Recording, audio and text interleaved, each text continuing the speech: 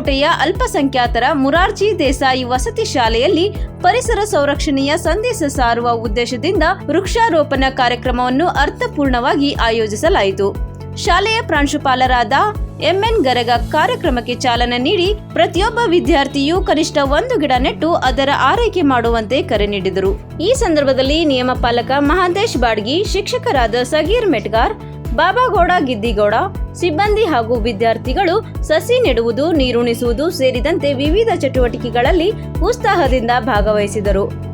ನೆಡಲಾದ ಪ್ರತಿಯೊಂದು ಸಸಿಯನ್ನು ವಿದ್ಯಾರ್ಥಿಗಳ ತಂಡಗಳಿಗೆ ದತ್ತು ನೀಡಿ ಅವುಗಳ ಸಂರಕ್ಷಣೆಯ ಜವಾಬ್ದಾರಿಯನ್ನು ವಹಿಸಲಾಯಿತು. ಈ ವೇಳೆ ನಿಯಮಪಾಲಕರಾದ ಶ್ರೀ ಮಹಾಂತೇಶ್ ಬಾಡ್ಗಿ, ಶಿಕ್ಷಕರಾದ ಶ್ರೀ ಸಗೀರ್ ಮೆಟ್ಗಾರ್, ಅರ್ಥಶಾಸ್ತ್ರ ಉಪನ್ಯಾಸಕರಾದ ಶ್ರೀ ಬಾಬಾಗೌಡ ಗಿದ್ದಿಗೌಡ, ಶಾಲೆಯ ಸಿಬ್ಬಂದಿ ಹಾಗೂ ವಿದ್ಯಾರ್ಥಿಗಳು ಕಾರ್ಯಕ್ರಮದಲ್ಲಿ ಭಾಗವಹಿಸಿದರು.